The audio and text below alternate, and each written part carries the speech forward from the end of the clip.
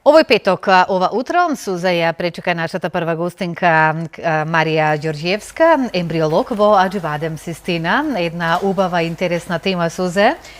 Систина со едукативни предавања за сите што планираат бременост и на сите кои што тоа го посакуваат. Јас од се срце им посакувам да го доживеат тој момент. Добро утро и Сузе, уште еднаш и повелете со разговорот. Благодарам многу, Цопче, поздрав и до нашите гледачи и се разбира до нашата гостинка Марија. Добро утро, ние сме прв пат заедно во студио. Така е, добро утро. Чести задоволство ми е што сум дел од вашата емисија. Тема имаме која јас со друг збор би ја нарекла надеж. Инвитро како термин, како метода повеќе од 25 години ми се чини дека ни се провлекува и секогаш асоцира на надеж, секогаш асоцира на решение и на среќа, бидејќи знаеме дека многу двојки, многу парови за жал не се во можност по природен пат да се стекнат со потомство, но веќе знаеме дека подолго од 2 децении во нашата земја имаме успешно извршени инвитро фертилизации, метода која што овозможува со вонтелесно оплодување да многу парови се стекнат со потомство во Систина. Веќе тоа се случи прв пат во 2002 и денеска веќе оние бебиња родени во Систина веќе се и родители и повторно имаат потомство. Како стручно би ја објасниле ние инвитро фертилизацијата? Да, токму така, тоа е метода на биомедицинско потпомогнато оплодување, која, како што кажавте, дава надеж на јадници парови, кои без оваа процедура никогаш не би можеле да се остварат како семејство, да имаат потомство. И самиот збор потпомогнато оплодување нели кажува дека на природниот циклус му е потребна мала или поголема стручна медицинска помош. Затоа и нели тука сме ние, како да кажам, стручниот медицински тим од одделот за асистирана репродукција при клиничка болница Аџибадем Систина, кога природата на некој начин нели не ги исполнува условите за бременост, улогата ја превзема стручниот тим кој е составен од еминентни гинеколози, ембриолози, андролози, тука се медицинските сестри кои што се многу добри координатори. Вклучувајќи ги самите пациенти кои што со својата соработка и доверба го комплетираат процесот.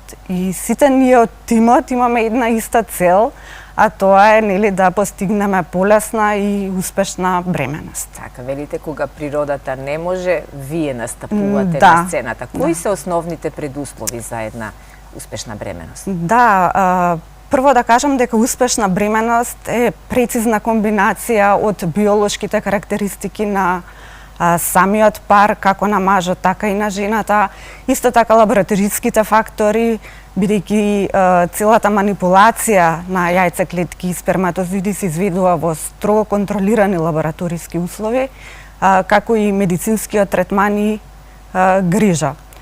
Предуслови секако се возраста, хормоналната рамнотежа, генетските фактори, како и животното опкружување. Секако дека овие, да кажам, параметри не секогаш се нормални, колку и да сакаме ние самите како индивидуа не можеме да ги контролираме и поради тоа, како што кажавме, е потребна и таа мала медицинска насока да им ја дадеме на пациентите, за да тие можат полесно и успешно да ја постигнат својата цел. Да. Како започнува целата постапка или да речеме кои се подготовките кои треба на почеток да се направат, чинам дека тоа не е баш така едноставна работа. Точно така, првиот контакт пациентите го имаат со доктор специјалист за хумана репродукција, кој преку информативен првичен разговор назначува анализи со кои што може да ја изнајде причината за неплодност.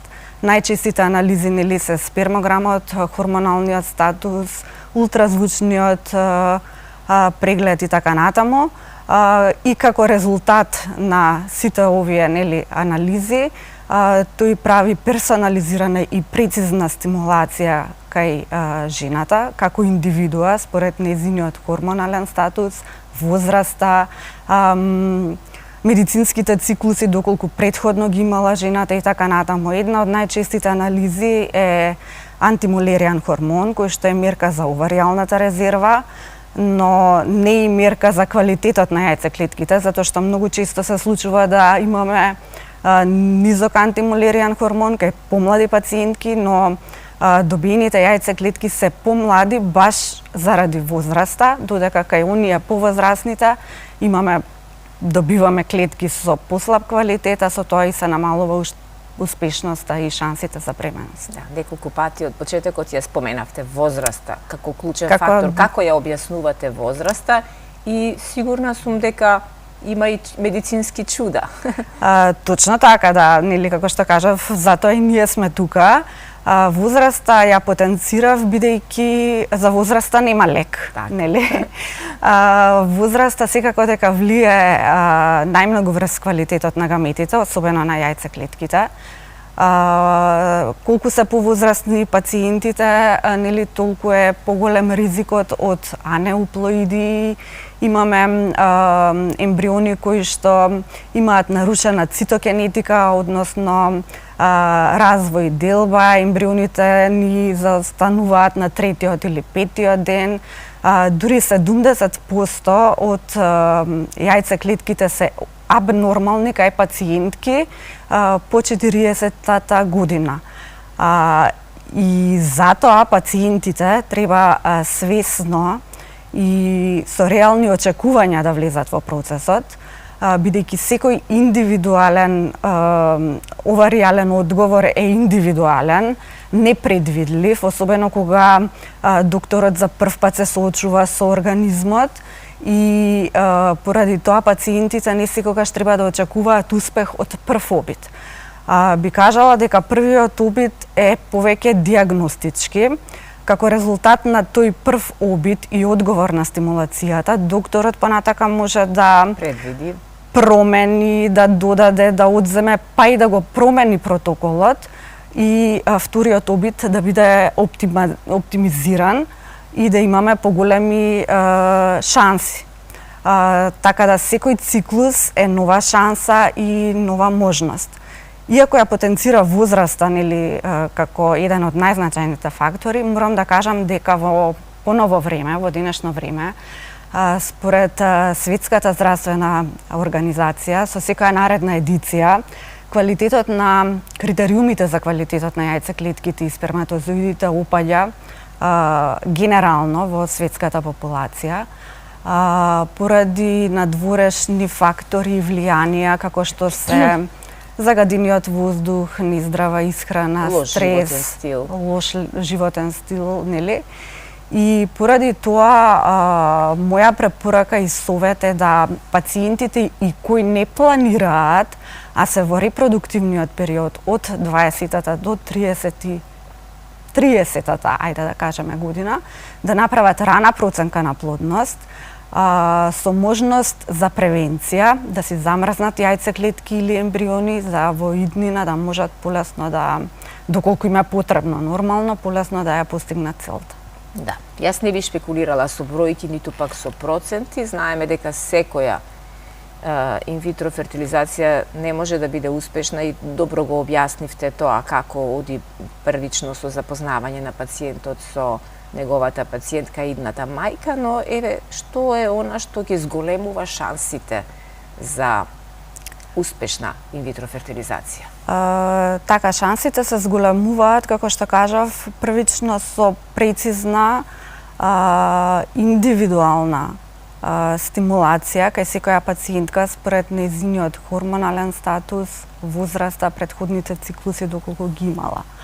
Исто така, многу битен момент се лабораториските услови, тоа да биде во строго контролирани лабораториски услови, нели ние температурата, pH, гасовите, сето тоа треба да биде во манипулацијата да биде многу прецизна.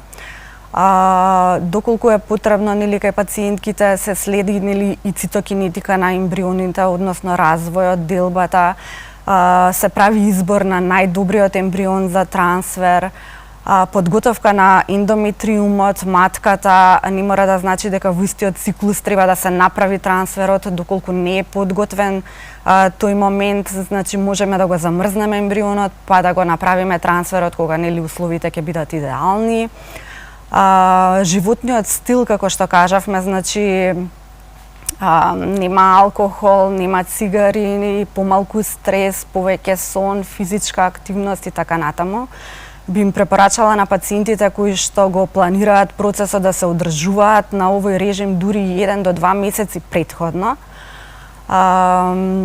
Психолошката поддршка, особено кај жената, бидејќи жената поминува низ процесот на стимулација, хормонална стимулација, каде што процес кој што нималку не е лесен и им е потребна како физичка, емотивна, така и психичка спремност. Така.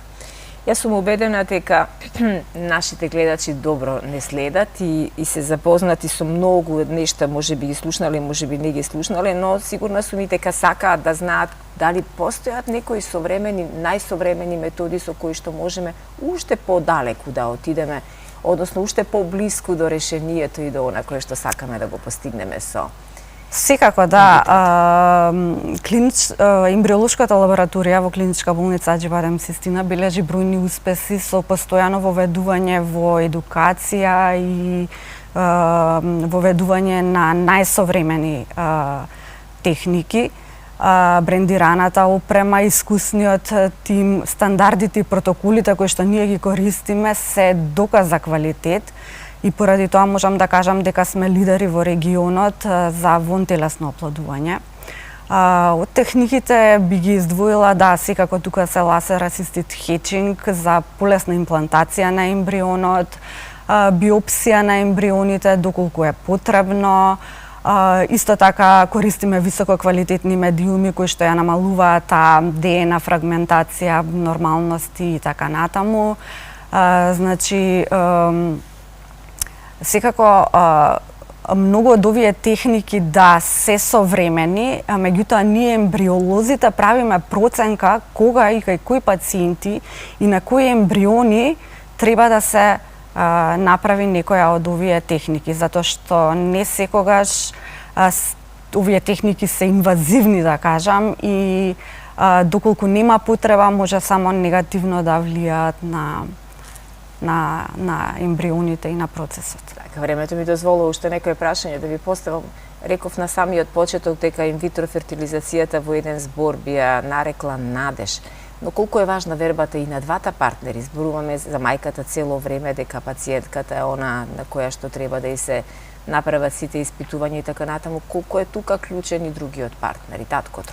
Секако да, спомнавме дека нели првичната анализа и докторот специјалист ја прави и кај двајцата нели партнери. Многу е битна, но колку и да е машкиот фактор причина, сепак таа жената го поминува оној потешкиот дел, затоа што во процесот жената е таа што треба да биде стимулирана, да помине низ хормонална терапија и се останато. Се останато. Так. И ќе кажеме и дека уште еден момент е тука интересен, што во последно време и во македонски рамки многу жени кои што за жал не успеале да најдат свој партнер, не успеале да формираат брачна заедница. Точно така, не мора да значи дека е парво прашање. Објективно пациенти, имаме пациентки кои што нели сакаат да се остварат како мајки и ние соработуваме со акредитирани банки за донација на сперматозоиди, па сега во поново време донации на јајцеклетки и на ембриони. Тоа е еден вид решение за пациентите доколку веќе нели по неколку пати имаат неуспешни обиди, абортуси и така натаму, тоа е еден вид крајното решение за да се остварат и на тој начин. И на тој начин, да. И на крај што би им препорачале на сите оние кои што минуваат низ таква една специфична ситуација, се обидуваат на природен начин, не успеваат, веројатно е многу важно и да се охрабрат, што би им препорачале на сите двојки? Па јас би им препорачала да бидат истрајни во процесот, иако нималку не е едноставен, но само на тој начин пациентите може да се остварат, да ги исполнат нивните желби и соништа, и вреди да се проба, нели? Исто така би им препорачала да си закажат преглед во клиничка болница Аџи-Бадем Систина, да се препуштат во стручниот тим, медицински тим на професионалци кои секојдневно усреќува голем број на семејства. Воедно би им препорачала на пациентите, оние кои планираат или се веќе во процедура, да го закажат своето присуство, бидејќи Аџи-Бадем Систина почнува со нов циклус на предавања од областа на инвитрото, се со цел поблиску и директно да поразговараме, да им ги објасниме можностите, да им дадеме препораки на пациентите и да им одговориме на многу прашања и дилеми кои секако дека ги имаат. Ви благодарам многу што ни бевте утринска гостинка и што вака дадовме надеж и верба во тоа дека онаму каде што природата не може, медицината и сите современи техники кои што ги имате во Аџи-Бадем Систина и тоа како можат да дадат шанса и успешно да се заокружи еден цел процес на остварување на животните. Секако, сите ние од тимот, вклучувајќи ги, како што кажав, и пациентите, имаме една единствена цел, а тоа е постигнување на лесна и успешна бременост. Прекрасно. Ви благодарам многу, задоволството беше наше. Убаво кажа Сузана самиот почеток, надеж. Надеж, така. Да, надежта постои. Ви благодарам многу за гостувањето, па да се видиме повторно. Секако.